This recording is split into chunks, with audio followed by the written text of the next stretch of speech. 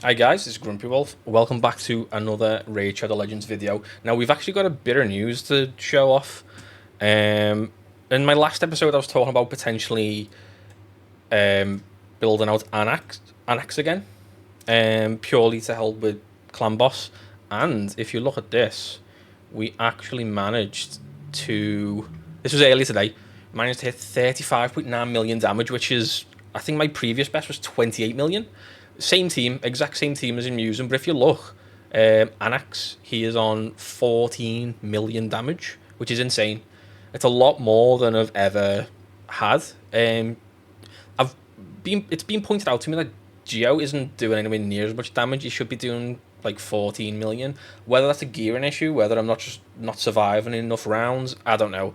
But I was super made up with that nearly one keyed nightmare.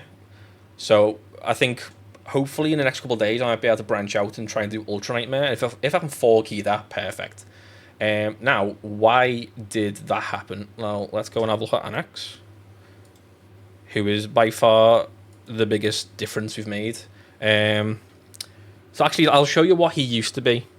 So this is his old stats compared to his new stats. His HP is so much higher. It's an extra 10k. He does lose attack, but with him having a lot more crit damage, he just does. He does so much more damage. Crit rate is somehow exactly the same, even though we changed tons around. Resistance is actually better, but I don't really care about that too much. Dropped a little bit of accuracy, but boosted speed by about 41, which is one of the biggest differences. Obviously, speed is king in Raid Shadow Legends, so the more attacks your champions get to do, the more damage they're going to do. Okay, and another thing about the clan boss, a reason why I think Geomancer's not doing as well with his burns is because I'm using stock, and I absolutely love stock. He's great, but if you look at his A2, it's an activator, so it activates all poisons, HP burns, and continuous heals, which is really good for pretty much any PvE content. He just constantly heals and poisons and does tons of damage. Really good. But when you're using Geo for the HP burns, stock activates that and it basically takes a turn off, so you lose a turn of HP burn. And a lot of the times I was noticing, the clan boss would be ready to do his AoE attack or one of his two AoE attacks, and he wouldn't have a burn on because stock had kind of got rid of it. So I did play around with turning off his A2, which was okay. It was roughly the same amount of damage. Geo ended up doing about 3 or 4 million more, which was the idea. But stock ended up doing like the same amount less. So it doesn't really matter which way you do it. I'm getting about the same damage roughly. Actually, the second time I done it, I actually got less damage by turning off stock A2. So I might put it back on and then go from there. And it might just be a gearing issue. If I can get Geomancer to survive a bit longer, obviously the more damage the clan boss does to your team, the more damage will be reflected back, which means I'll be closer to 1 key in it. So that's the plan for clan boss. Hopefully, in the next couple of days, I'll try and figure out something to do with that. I do actually want to make Anax a bit faster. I know I up to speed by about 40, but I do want to get it to at least 200, maybe 220. That would be ideal. The rest of the stats are fine for now. He's surviving a bit longer. His attack's still really good. His crit damage went up by a lot, so it's just a speed for now. That's all I really need to do. Right, we've got the fusion update as well. So as you guys know, the fusion is well underway. I've got a few more shards. Unfortunately, I didn't get any more sacreds from Clan Boss. I'm hoping before Friday I can do, just to make Summon Rush easier, because I do plan on finishing the Summon Rush if I can get the epic at the end, and that way I can skip 4 events throughout the fusion. Let me go and actually find the fusion calendar, because that would be great.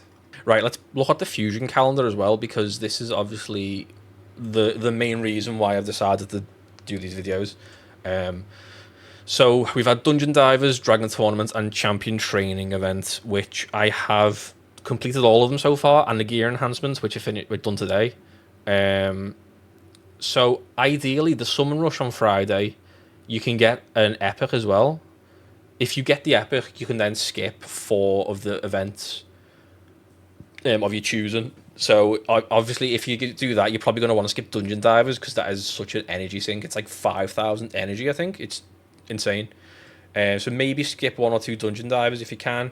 If you're low on silver, gear enhancements, just whatever things you don't like doing, you can technically skip 4 of them if you hit the epic for the Summon Rush. Now, typically, I think you're going to need between 8 and 12 Sacreds worth of shards, which is quite a lot. But if we look at what I've got, so I've got 6 Sacreds, which will get me the rare. So I'm going to need that potentially another 6, which will be, what, 3,000 points. I can do 50 Ancients, which will give me 1,000 points, because I've got 103. And then I could do the 2,000 Mystery Shards, which would be a ball ache. It would take so long, but it's free points, basically, and I don't have to worry about like not being able to get any Sacreds from Clan Boss or anything. And I want to save my Voids, obviously, because they're a lot more difficult to come by compared to Ancient Shards. So that's my plan. I'm planning on hopefully finishing Summon Rush, and then I'll skip maybe a few Dungeon Divers. In my last video, I had, what, like 11 or 12,000 energy. A lot of that has gone, primarily because I have... Not only did I get the rares... this is the wrong thing, isn't it? It's actually events. Not only did I get the rares from these events, I actually finished them because these rewards are just too good to miss out on.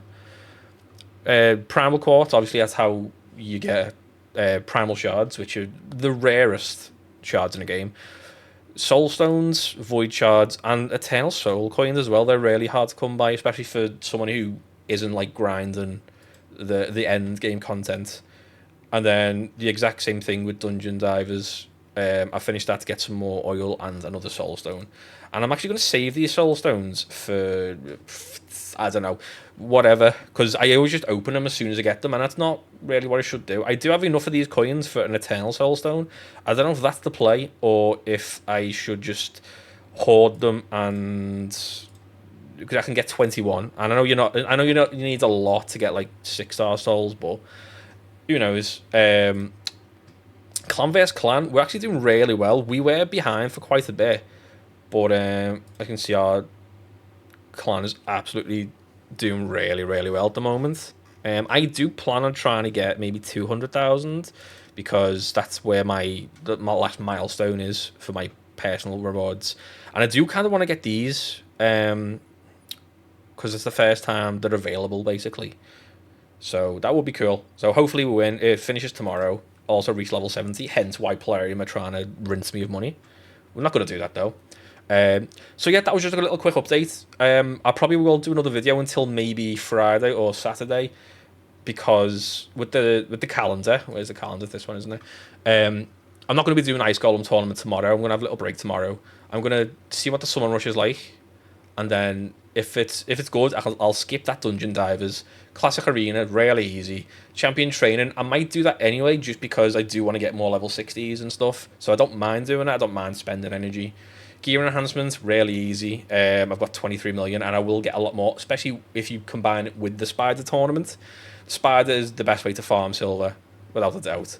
Then obviously Finite Dungeon Divers. Hopefully I can skip that again. Champ Chase. People seem to think there might be like a Titan event towards the end of this as well for the soul for Fabian, and if that's the case, I definitely want to do it because I regret not going for some of the other ones like Mad Hatter, and even the Cheshire Cat. I think he was a tournament reward if you won it, and I just didn't want to waste any of my resources. But the person who won my tournament bracket didn't have that many points, so I could have won it potentially, but in hindsight, it's whatever. So yeah, that's basically it. I'll do another video in a couple of days with another update, and as you can see, I will just show you guys that we have 4 of them already. I've also took the opportunity just to fully ascend them and get them ready at level 40. I realise you can't see it. There we go. So they're all fully ascended and level 40. That's perfect. They're ready to go. I'm going to hold off until Champ Chase because you'll get points for fusion, epics and legendaries and all that good stuff. But yeah, guys, anyway, that's it. See you guys later.